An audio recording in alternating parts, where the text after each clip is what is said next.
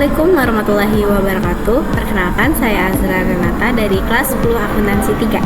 Nah, di sini saya ingin menjelaskan tentang PPT, tabungan, deposito, dan obligasi. Nah, yang pertama ada pengertian tabungan.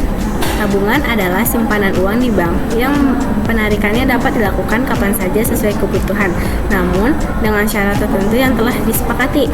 Kemudian ada manfaat tabungan. Yang pertama yaitu aman untuk menyimpan uang.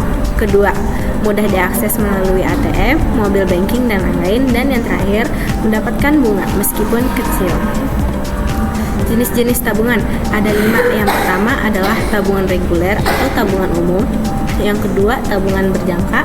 Yang ketiga, tabungan haji. Dan yang keempat, tabungan pendidikan. Kemudian ada tabungan bisnis. Nah, di tabungan ini memiliki kelebihan. Yang pertama, aman untuk menyimpan uang. Yang kedua, mudah ditarik kapan saja.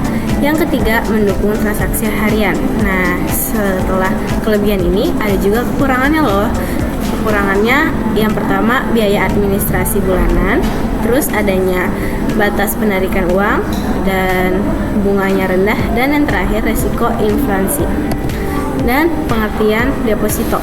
Nah, deposito itu adalah produk simpanan berjangka di bank yang pencairannya hanya dapat dilakukan pada jangka waktu tertentu sesuai kesepakatan.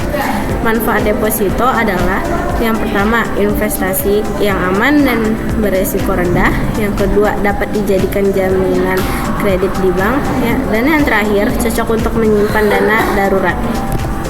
Jenis-jenis deposito ada 4, yaitu yang pertama deposito berjangka, yang kedua deposito on call, yang ketiga deposito automatic roll over atau ARO, dan yang terakhir deposito falas.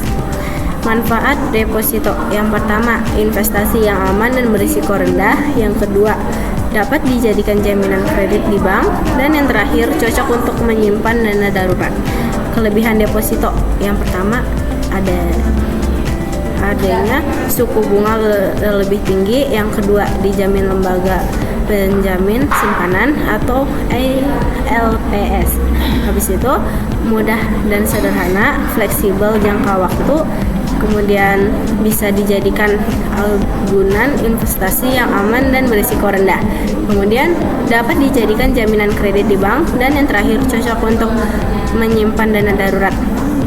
Nah, deposito ini juga memiliki kekurangan. Yang pertama, likuiditasnya rendah, kemudian risiko tergerusnya inflasi, kemudian adanya pajak bunga, kemudian potensi keuntungan relatif rendah, dan yang terakhir penalti saat pencarian dini.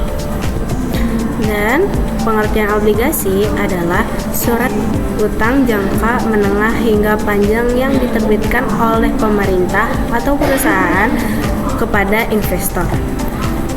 Manfaat obligasi yang pertama, mendapatkan pendapatan tetap dari bunga atau kupon obligasi. Yang kedua, nilai investasi lebih stabil dibandingkan saham. Yang ketiga, bisa dijual kembali di pasar sekunder. Dan yang terakhir, mendukung pembangunan negara untuk obligasi pemerintah. Jenis-jenis obligasi yang pertama adalah obligasi pemerintah, yang kedua obligasi korporasi, yang ketiga obligasi syariah, yang keempat obligasi konvensi, dan yang terakhir obligasi jangka pendek dan jangka panjang. Kelebihan obligasi yang pertama ada pendapatan kupon, yang kedua capital gain, yang ketiga hak klaim pertama, keempat potensi keuntungan lebih besar daripada deposito, yang kelima likuiditas, dan yang terakhir bisa dijadikan jaminan. Nah, obligasi juga memiliki kekurangan. Yang pertama yaitu resiko gagal bayar, yang kedua resiko capital loss, ketiga sensitivitas terhadap suku bunga, yang keempat risiko likuiditas, dan yang terakhir tidak bisa dicairkan setiap saat. Dan itu saja dari saya. Mohon maaf jika ada salah kata atau penyebutan. Terima kasih semuanya. Wassalamualaikum warahmatullahi wabarakatuh. mama.